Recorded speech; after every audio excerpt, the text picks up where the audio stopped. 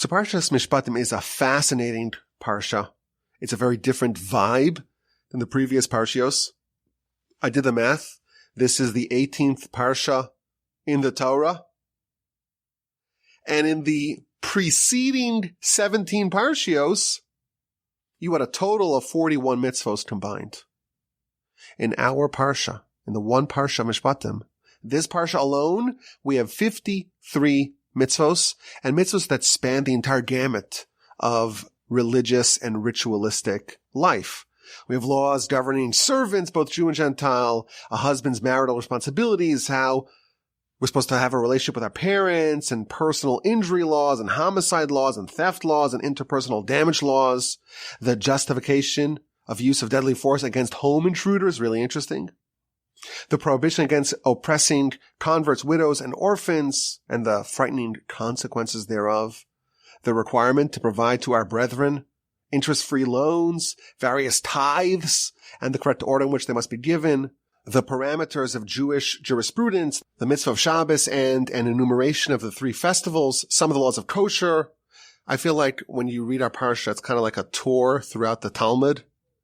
My father, he should live and be well, told me that when he was a child growing up in Israel, they forced the whole class to memorize the whole parsha.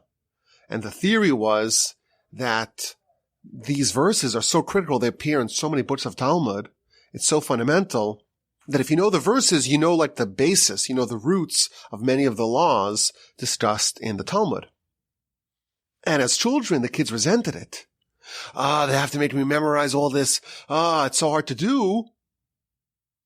But then he told me that whenever he sees a verse in this parsha, he has this affinity to it, and he has this familiarity with it.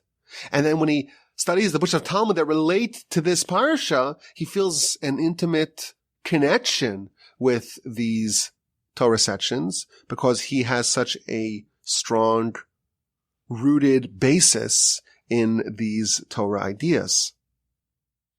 So that's the parsha. Well, that's the bulk, I would say, of the parsha. It's myriad civil laws and criminal laws and interpersonal laws and ritual laws, all sorts of laws.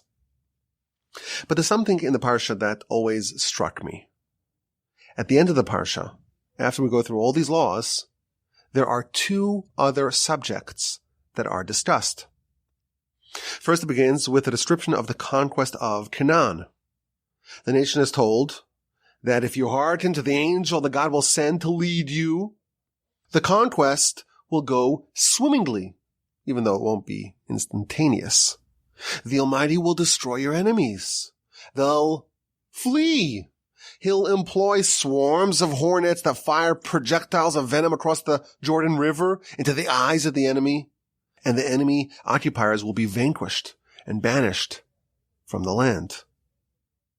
And those people, the 7 Canaanite nations, were instructed not to make any peace accords with them. And our parsha also delineates the borders of the land. So that's the next section. Very unusual transition. We talk about all these laws of such rich, eclectic variety. And then we have a description of the conquest of Canaan, which, of course, the nations under the oppression is imminent. And then the final 18 verses of the parsha take us back to Sinai and to the Revelation. Chapter 24, verse 1, we have a description of God telling Moshe and Aaron and Nadav and Avihu, the 2 sons of Aaron who were destined to be his successors, and the 70 elders of the nation to ascend the mountain and to bow from a distance. But only Moshe should go the full distance. Only Moshe should go all the way up to the top of the mountain, and the nation should not ascend with him. And again, Moshe serves as a go-between between the nation and the Almighty. Again, Moshe engages in shuttle diplomacy. And he tells the nation all the words of God. And the nation responds with one voice, and they say, all the words that Hashem instructs, we will do. Na'aseh, we will do. And Moshe writes down the Torah from the beginning until the middle of the book of Exodus. and he reads from the Torah to the nation, and he erects an altar with 12 monuments, and they offer sacrifices, and he divides the blood. Exactly half of it, is sprinkled upon the altar, and the other half is sprinkled upon the nation, and this forms the blood of the covenant between the nation and the Almighty. And Moshe reads the Torah to the people, and again, the nation commits to obey to the entire Torah.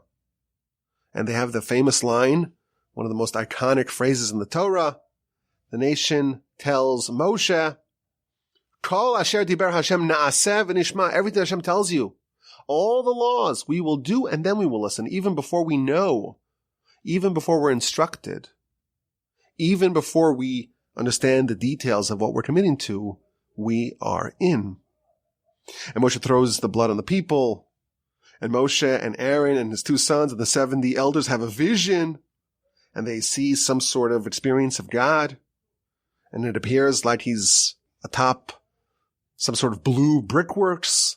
Rashi tells us to show that he was suffering alongside the Jewish people when they were suffering with bricks in Egypt. And then we read how the elders and Nadav and Avihu, they actually did not fully appreciate the prophetic experience that they were witnessing, and they were eating and drinking, and really God should have smote them right then, but the Almighty waited until later to not dampen the experience. And now it's time for Moshe to ascend to heaven, to transcend to the other spheres of existence, and to receive the details of the Torah, to receive it all, to wrestle with angels and negotiate with angels, and to overcome angels in debate, and to actually take the Torah down from heaven on high. He's going to be spending 40 days and 40 nights in heaven, studying with the Almighty and learning all the details of the Torah. And he appoints Aaron, his brother, and Hur, his nephew, and he tells them, you guys are in charge in my absence, and Moshe ascends the mountain. Joshua accompanies Moshe as far as he's allowed to go, and Moshe enters the mountain and ascends the mountain and enters into the clouds and spends 40 days and 40 nights with the Almighty. So this is a very dramatic departure of Moshe, and this is the next stage of the Sinai Revelation. It's not just God appearing on the mountain and revealing himself to the nation in prophecy and conveying the 10 commandments. Now Moshe is ascending to heaven, and he's going to get the Torah and the luchos, the tablets, and all the details of the law.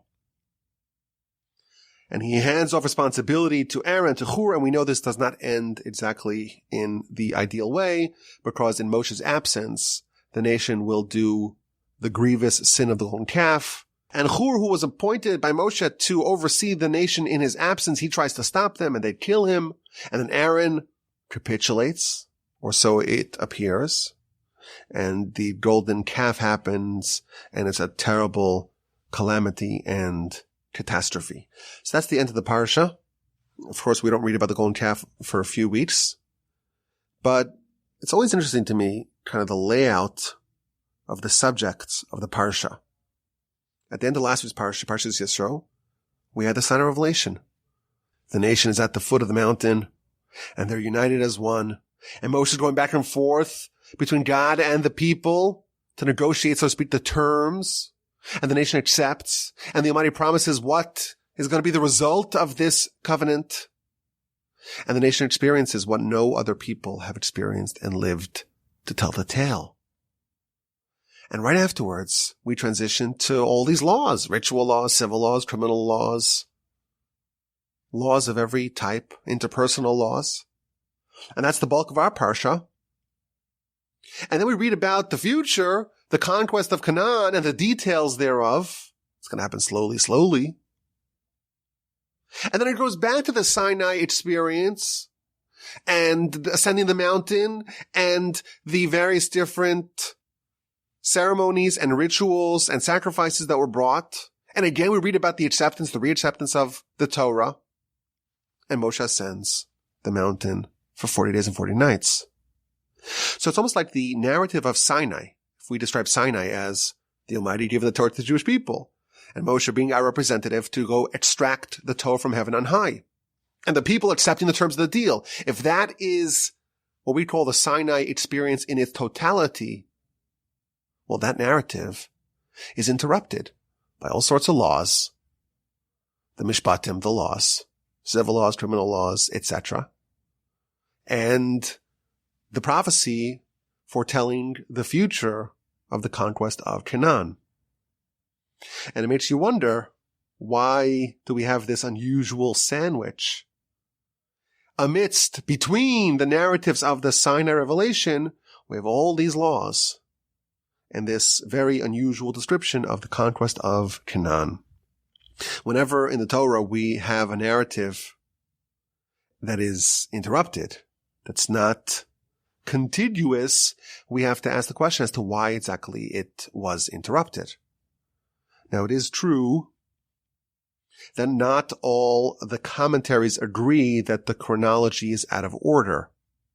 So when we say that the narrative is interrupted, it does not necessarily mean that the chronology is out of place.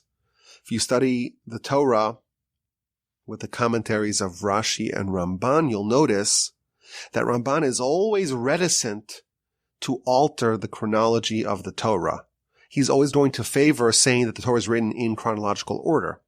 Even though the Talmud says explicitly that the Torah is not necessarily in chronological order, but unless the Ramban is forced to alter the chronology, he won't do it. Whereas Rashi, throughout the whole Torah, is much more liberal in interpreting the verse in a non-chronological way. That's not to mean that it's written out of order. It just means that the conceptual order, the topical, logical flow, that is the primary way the Torah is written, not necessarily the chronological flow that the Ramban favors. There's a pattern throughout the whole Torah. Was Jethro coming before or after the Sinai Revelation? Rashi is very comfortable altering the chronology, even though the description of Jethro coming is before the Sinai Revelation. He actually came afterwards. Oh, and when did the end of our Parsha, chapter 24, when did that happen? Rashi says, well, it actually happened before the events of chapter 20, the tabernacle and the golden calf, how the descriptions of the instructions of the tabernacle and the descriptions of the implementation of those instructions are interrupted with the episode of the golden calf.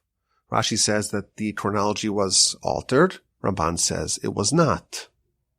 But regardless, whether the actual events were interrupted, as Ramban would hold, or the retelling of the events was interrupted, as Rashi would posit, we have to understand why. Why is the narrative flow so unexpected, so oblique? You have the Sinai Revelation, and you have the Ten Commandments, and then you have this long, rapid-fire series of laws. And then you have a prophecy about the future conquest of Canaan, slowly. And then you go back to Sinai. We will do and we will listen. The covenant, and Moshe delegating authority and ascending to heaven. That seems to be going back to the Sinai Revelation. What is the lesson in the unusual layout of events in the Sinai narrative? So I want to suggest an approach. I think this approach will reveal to us perhaps one of the benefits that we have of Torah. I think it will give us perhaps a newfound appreciation of how lucky we are, how fortunate we are to have the Almighty's Torah. Our Parsha starts, Ve'ela ha-mishpatim asher tasim lefnehem. The name of the Parsha is Mishpatim. Mishpatim means laws. And these are the laws that you shall place before them.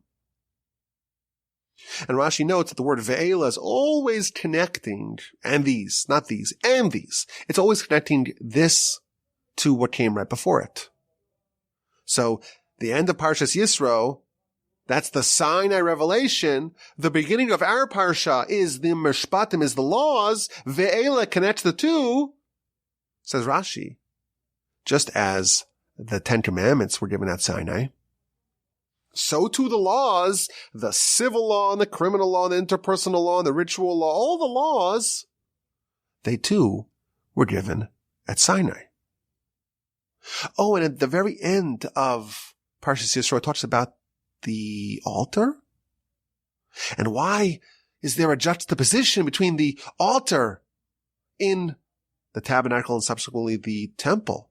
Why does that come next to the laws that are adjudicated by the courts? That's to tell you that the Sanhedrin, the Supreme Court, the seat of the judiciary that governs all these laws, that should be next to the altar.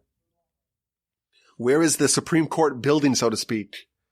In Jerusalem? It's in the marble chamber, which is one of the rooms in the temple. Why? Because the altar has to be next to the adjudication room for these Mishpatim, for these laws. Two amazing and counterintuitive points in Rashi. First, we're told that the laws, the civil, criminal, ritualistic, interpersonal laws, all of them were given at Sinai. Even laws about theft and damages that every functioning society has, we have them as well. But they're not arbitrary laws. Our version of these laws are Sinaitic. And the adjudication of these laws, it's done on temple grounds. This is the elevation of what we could call common law. Every country has a version of some of these laws. But the origin of these laws is from Sinai. And the adjudication of these laws are elevated, are holy, are right next to the altar. And that's how we start all these laws in our Parsha. And then we have a whole section about the settlement of the land. And the Almighty will appoint an angel, maybe that's Moshe, maybe that's an actual angel, who's going to lead us. And if we listen to them, we hearken to them, we follow the Almighty, then the conquest will be smooth, and it will be seamless, and it will go swimmingly. But it won't happen overnight. The settlement of the land, chapter 23, verses 29 and 30. The banishment of the indigenous population. It's not going to happen in 1 year. It's not going to happen very quickly. Oh no, then the land may be desolate. And maybe there'll be a lot of animals in the land. Oh no, says the Almighty, I will banish them slowly, slowly. So you could grow into it. And only then can you, in fact, settle the entire land. Another very counterintuitive point. The banishing of the enemies, it won't be overnight. It's going to happen slowly, slowly. A gradual shift. As we grow, as we expand our footprint, we slowly edge our enemies out. And this is a fascinating point. It's better to have your enemies there than to have a vacuum. You know, you would think these Canaanites, were warned about them many times of the Torah. They pose an existential threat to the Jewish people. We're not allowed to make a pact with them, to make a treaty with them. They're very spiritually dangerous for us. And we would have all thought that to remove the menace right away, that would be preferable. But here we're told that slow and gradual change is ideal. And again, this is when we are listening to God. This is not a punishment. This is the ideal. Now, to make this even more interesting, we know that the Exodus, that was not gradual. That was all overnight, what we would call perhaps punctuated equilibrium. In one night, the Exodus happens. All the Jews are coalesced from all the corners of the land of Goshen and united as one. And the shift from being subjects of Pharaoh to being subjects of God is instantaneous. Yet somehow when it comes to Canaan, it has to happen very slowly, very gradual. And indeed, we know historically, the nation sparred with the various Canaanite tribes for centuries before the whole land was settled. The conquest was, in fact, very slow. And why indeed is disencumbering us from the Canaanites slowly? Why is that preferable? Because we were too few, and we couldn't settle it sufficiently, and therefore the removal of the Canaanites will happen slowly. This is an astonishing point here. Having the Canaanites present in the land is better than the land being empty and desolate. The Canaanites, again, these are people regarding whom we're warned repeatedly in the Torah. We're barred from striking any accord with them. They are preferable than a vacuum. There's a fantastic idea here. Existing in a bad system is better than existing in no system at all. It's better than anarchy. That's how dangerous vacuums are. Keep the Canaanites around. That's better than anarchy and chaos. The Mishnah tells us we should always pray for the well-being of a government, even a corrupt one, for without it, people will swallow each other up. The Canaanites must be cleared away slowly, slowly. It's better to have a hardened enemy, a villain that you need to be repeatedly warned about. Don't follow their ways. Don't strike a treaty with them. You have to get rid of them. It's better to have them around than to have no one. And therefore, they will be cleared away really slowly. I heard an incredible idea about 2 weeks ago's Parsha. Parsha's Beshalach starts, Vayi Beshalach Paro. It was when Pharaoh sent the nation. And many of the commentaries point out that the word Vayehi, our sages tell us, that is a term of sadness. That is a term of despondency. That is a term of mourning. Now, this is one of the highlights of all of human history. The Jewish people are finally being freed from their oppressors that they suffered under for hundreds of years. Why does the Torah use the term Vayehi? And it was, which our sages tell us, was a term of sadness. So the Midrash says that Pharaoh was sad. He was sad that he had to send the nation because now God doesn't need him anymore. Very interesting and provocative midrash. But I heard from my brother-in-law, who said that he heard from Rabbi Stillerman that perhaps another interpretation of this verse is that the Jewish people were sad. How could you be sad when you're leaving? You're leaving Egypt. It should be a time of great joy. And of course that's true. But there is an element of sadness. Because now they lost their system. They lost their routine. They lost their schedule. And even though they were freed from prison, there's something about prison that has an element of being better than a systemless life. And perhaps that's one of the messages here. Vayi b'shalach paro, Rabbi Stillerman says, that it was when Pharaoh sent the nation and it was kind of a little bit problematic, a little bit of a painful time because of that freedom. When Pharaoh sent the nation, there was a twinge of pain because they lost a system. At the end of our Parsha, Moshe leaves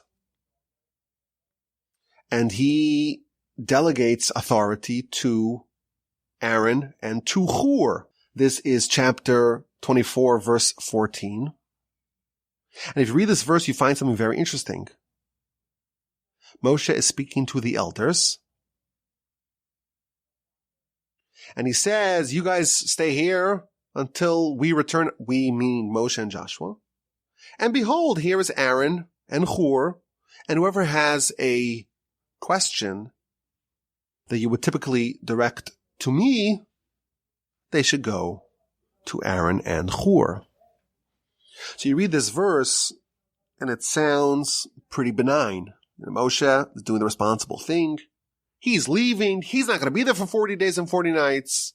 He doesn't want to leave the nation without any leader. So he appoints a leader. In fact, two of them, Aaron and Hur. But if you read Rashi notes that this was really an empty delegation. It was an office that was defanged of any power. Rashi says, when did Moshe do this? When he left the camp.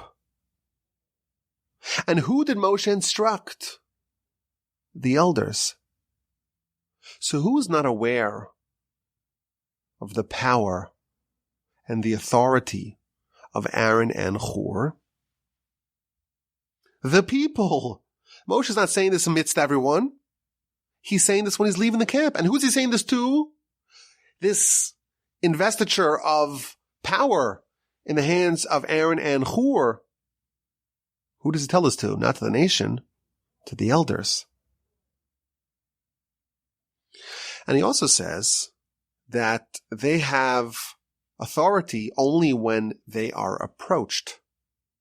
Whoever has a case come to them, but they are not given the authority to go and initiate when something is amiss. So their jurisdiction, their mandate was very narrow. It was only for interpersonal disputes and only when people came to them. Perhaps what Moshe should have done is, in front of the whole nation, in the middle of the camp, given them full power to also initiate when they see something wrong, and also in every area, not just in interpersonal matters. You look at Rashi, the way he interprets this verse, it seems like Rashi's pointing out where the vacuum was created that allowed the conditions for the golden calf fiasco to happen. The reason why this debacle happened, it's not because the replacements, Aaron and Hur, were inept, were ineffectual, but it's because their jurisdiction was not clearly asserted. There was a vacuum in leadership. There was, in effect, no one in charge. And that is the situation that nature abhors. Nature abhors a vacuum because all kinds of things will eventually fill that vacuum. The Talmud tells us that Yiftach was one of the judges, but he wasn't the standout judge.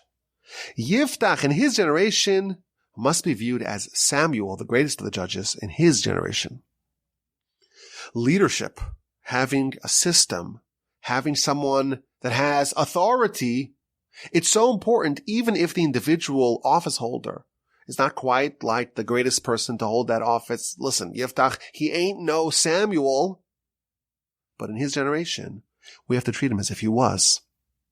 Even if the leadership that we have, the system that we have is not ideal, it doesn't match Moshe's, it doesn't match Samuel's, it's important to not have a vacuum of leadership. Rashi tells us that the reason why the names of the 70 elders are not enumerated in the Torah is because the office is what matters. And the office holder must have sway. And even if they don't match the greatness, the character, the wisdom of the original 70 elders, nevertheless, they must be hearkened to. And that's why those 70 are anonymous. So I think we're learning something really interesting over here. And that is the danger of having a vacuum. And perhaps we can suggest that maybe one of the reasons why this is here, this is present now, is to tell us that one of the benefits that we have with Torah is that we're never in a vacuum. We're never rudderless. We're always able to draw guidance and direction from the Torah. We're never directionless. We're never aimless. We're never without a compass in big areas of life and in more minor ones. The big picture. Questions that gnaw at us. maybe gnaw at thinking people. What is this all about? You kind of wake up and you're on this blue rock, as they call it. And what's it all about? What are we living for? How did we end up over here? What should we aspire to? What's the point of it all? What happens after we die? What is the purpose of life? What is the reason of this existence? We have answers to all those existential questions. We have direction. We have guidance. We're never in this vacuum and we don't know what to do and there's no one in charge. And that's in the big scale, but also on the small scale. In every area of life, every juncture of the day, of the week, of the year, every turning point in life, we have guidance that we can rely upon. It's an amazing thing. We never have a vacuum. We always have a reliable system. And for millennia, this system of Sinai endured. And we have always been spared from the ravages of being in a vacuum, of being directionless. But it goes further. It's not just that we have laws. It's not just that we have the big picture. We could call that perhaps the 10 Commandments, which show us really what it's all about. I am the Lord your God. And the whole 10 Commandments really serve as the digest of what life is all about, the abstract of what it's all about. It's all about faith. It's all about developing a connection with the Almighty, with our eternal spiritual selves. And it's not just the details that in every area of life we have law. These laws are not only comprehensive, they're divine. They're from Sinai. The seat of the Sanhedrin, of the Supreme Court, is in the house of God.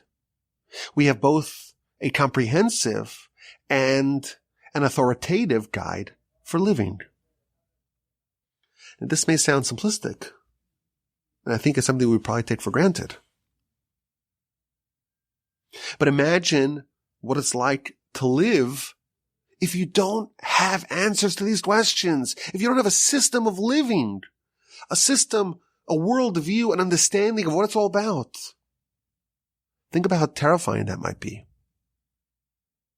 And yes, it's something we take for granted, but it's important for us to appreciate it. So perhaps this is the reason why, right in the middle of the description of the beginning of Torah, right in the middle of the Sinai Revelation and that narrative and the various halves of that narrative, we're told a few important lessons. We're told about the dangers of a vacuum. And that's a system, or a lack of a system, that we thenceforth will never be in. We will always have direction in life, both in the big picture and in the small picture. We always have a framework that's unshakably stable. Again, I think this is an underappreciated element of the value of Torah. We live in a stable system. We have guidance. We have direction. We understand what we're here to do. And yes, of course, that still makes demands upon us. We still have a fearsome Yetzer Hara, and our work is really cut out for us. And of course, this is not to say that life is supposed to be robotic. It's not supposed to be stuffy where we just behave as if we're following a manual and we become little clones. Of course not. There's room for creativity and individuality. You know, one of the subjects that we discuss, we emphasize most on the Parsha Podcast, I think, is how each one of us have to carve our own spiritual identity and develop our own spiritual and personal independent potential. Our Sages tell us that each one of the 600,000 participants at the Sinai Revelation, they had their own bespoke experience. The Torah was not given to angels or to robots. We do have to find our own little corner but we have to exist within the framework. We have to exist within the system. Rav Hirsch used to say that Jewish life is almost like one of the corners, one of the fringes of the tzitzis. If you look at a tzitzis, it has a series of knots. It's bound together. And then it has 8 streams that come out of those knots.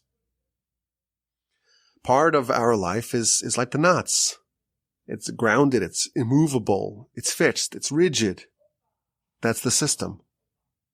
But then there's the streams that sway about in every direction and can be reconfigured and can fly in this direction or that direction. And that is the area of individuality that, when it's grounded in that system, when it's rooted in that immovable system, it can really flourish and develop. So I think this is, again, an underappreciated element of the Torah. It's almost like, to live in a country that has runaway inflation. That's in the news today. We don't have anything really like real inflation, like they had in Argentina or Zimbabwe or Germany in the 1920s, where your money would be worth half by afternoon of what it was in the morning. That's a crazy way to live, because a central part of your life is just not stable. It's important to have a system. It's important to have a system. And Torah is giving us a system. We have the 10 Commandments. And that's a template for life. And what does it start off with? I am the Lord your God. That is the framework in which everything is built in. The Talmud tells us that really all of Torah is in this one framework, this one mitzvah of faith. And then on a kind of bigger picture, if we zoom out a little bit, we see that the 10 Commandments in general are a digest of life. It starts with faith, it ends with faith. Of course, as we mentioned in the past, not to covet is a reflection of real faith. And at the end of our Parsha, again we talk about the big picture. Moshe goes to heaven, and we read about the notion of the existence and the interplay of these two worlds, the whole idea of Moshe being able to ascend to heaven, to this other realm, this other sphere of existence, and to receive the Torah from the Almighty. That too is part of the big picture of this structure, of this system. And in the middle, we're given lessons to appreciate this incredible gift that we have. We're shown the dangers of a systemless existence. We're shown how crucial a system is, that even a bad system is preferable to no system. We're shown how our life is guided and directed by God via His Torah. And I think it's a great testament to the wonders of Torah that we are still today, 3,300 plus years later, we're still living and we're still flourishing within the system of Sinai. We'd like to end off our Parsha Podcast with a question. And just because this week is fundraising week, we might do 2 weeks of fundraising as well. But just because this time of the year is fundraising time doesn't mean that we should get rid of this question. This question is really important. So here's the question, very fascinating question. If you read the Sinai narratives, you find multiple acceptances of the Torah. Chapter 19, verse 8, before the Sinai Revelation, the nation tells Moshe, go tell the Almighty that whatever He wants, we will do. Na'aseh. That was 19:8. 24:3, again we have a very similar statement. The people tell Moshe, Kol hadvarim asher diber Hashem na'aseh. All the words that the Almighty said, we will do. So we had we will do in 19:8. We will do again in 24:3. And then a few verses later, the most famous one of these acceptances, 24:7, Moshe, after he reads the Torah, or the beginning of the Torah, in the ears of the people, they say, Kol asher diber Hashem na'aseh v'nishma. Everything that Hashem says, we will do, and we will listen. So what do we make of this multiple different acceptances of Torah? You should do it once, and that's it. The people need to agree to Torah, of course. They have to sign the line that is dotted, of course, but do it once, and that's it. Why is there a need to do it once and then twice and then the third time? Interesting question, and I saw two exquisite answers I want to share with you today. The Gaon of Vilna, he says that, well, actually, the nation accepted the Torah 4 times, or there were 4 different acceptances of Torah. At the splitting of the sea, the nation in chapter 15 verses 2, and then again in 18, the nation accepts the dominion of God. A fascinating idea. Before you accept Torah, you have to accept the notion of God. You have to accept the terms of faith. And that was the first acceptance of the nation, but that was not enough. It's not enough to accept the notion of God's dominion, that he's your king. You have to also accept the concept of Torah in general. He calls it the yoke of Torah. So chapter 19, verse 8, we accept whatever he instructs us to do. But that's not sufficient. You need 24:3 to accept the mitzvos. We accept his laws, all the commandments, all the details. And even that's not sufficient. We will do and we will listen. We accept the oral Torah as well as the written Torah. We will do and we're going to listen, because some parts of this are going to be conveyed to us orally. So I like this very much because it resolves the seeming repetitions of this theme of the acceptance of the Torah. The Gaon of Vilna spells this out for us. There are actually 4 distinct tenets that the nation is accepting. A, the dominion of God. B, the yoke of Torah. C, the yoke of mitzvos. And D, the oral Torah. It's a very nice idea. But the Meshech Chochmah has a very clever formulation. We know that there are mitzvos in the Torah that are unfulfillable. Why? Because to be a legitimate king, you have to be from the tribe of Judah. And there are mitzvahs that are only applicable to the tribe of Judah, to the kings of Judah. And there are mitzvahs that are only applicable to the Kohen. And a Kohen's got to be from the tribe of Levi. So it's not possible for any single person to fulfill all the mitzvahs of the Torah. So if we cannot fulfill the mitzvahs of the Torah, how is it supposed to work? It's a very famous question. How are we supposed to fulfill the mitzvahs of the Torah when it's not possible for a single person to fulfill all of them themselves? This is a famous question, and there are a variety of answers. But he presents 2 different answers, and he connects those answers to the various acceptances of Torah. The first idea he says is that, well, actually, a single person can fulfill the whole Torah. Because a single person is one of the best descriptions of the Jewish nation. We're like one person with one heart, with one purpose. When the Talmud is looking for a metaphor to describe revenge, it describes a butcher hacking away at a slab of meat. By mistake, his right hand slashes his left hand. The left hand is now wounded and mad. So it picks up the cleaver and slashes the right hand in revenge. That is the metaphor of revenge. But why? Because the Jewish nation, we're like one body. We don't realize it necessarily. But in our idealized state, we're really one person. And part of the person, if you could call it that, is like the heart. Part of it's like the eyes. Part of it's like the head. Part of it's like the heels. We know that Messiah comes, be'ikvasa de Mashiach. The generation right before Messiah is called the heels of Messiah because it's the lowest souls of the nation.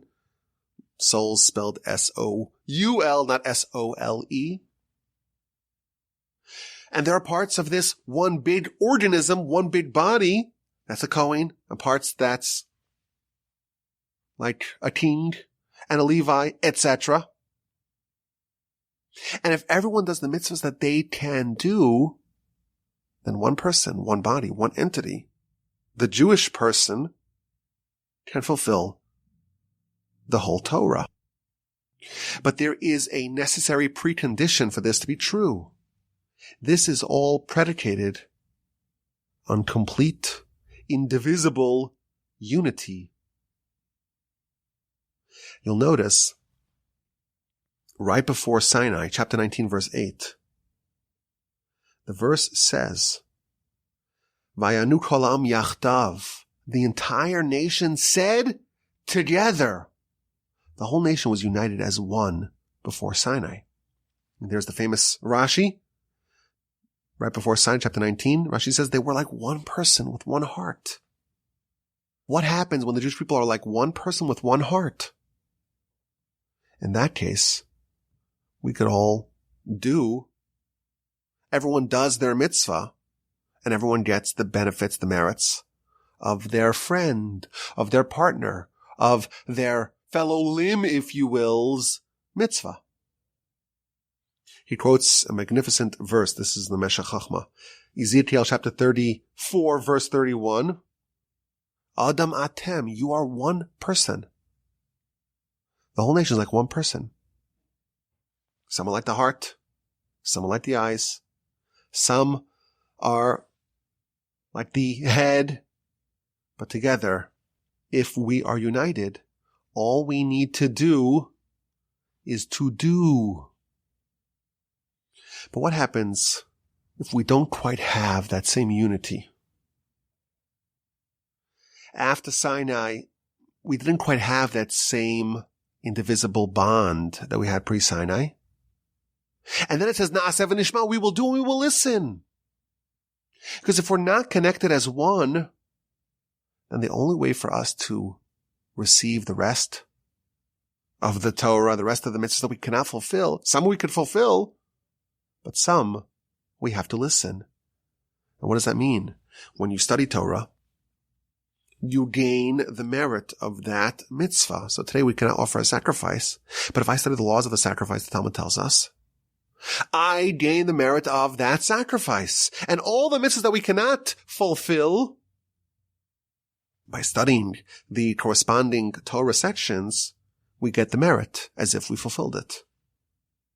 And that's why after Sinai, once the nation is no longer united as one, it says, Na'aseh v'nishma, we will do and we will listen, because doing is not sufficient, because once we're detached from each other, each one is their own little island. God forbid. If we break away from this wonderful unity that we had pre-Sinai, then we need to listen as well. And then we need to study Torah as well. And he says one more thing that I have to say because it's so wonderfully fitting for our fundraiser at givetorch.org. If you don't fulfill all the mitzvos, you're in big trouble. If you just do, there are parts they'll need to listen to. He doesn't say podcasts because this book was written like 100 years ago, before podcasts were invented. But he says if you do support Torah and those who study Torah, then you also get the merit of all the Torah that they study and they teach and that they disseminate. And that too could be a fulfillment of V'nishma, we will listen. And thus you plug in the gaps of what you are missing. What an incredible idea. The big idea first. We're told multiple acceptances of Torah because there are multiple instances that we need to accept Torah. When we are completely united as we were before Sinai, it's enough for us to say we will do. Everyone does what they need to do, and everyone gets the merits of what they cannot do, what their neighbor did. Because their neighbor, that's just an extension of them. When we're not united, Na'aseh v'nishma, we have to do what's incumbent upon us to do, and what we cannot do, we have to make up for it. How do we do that? V'nishma. And we study, or we pay others to do so, or we fund others doing so. And please, God, with the help of the Almighty, we'll talk again next week.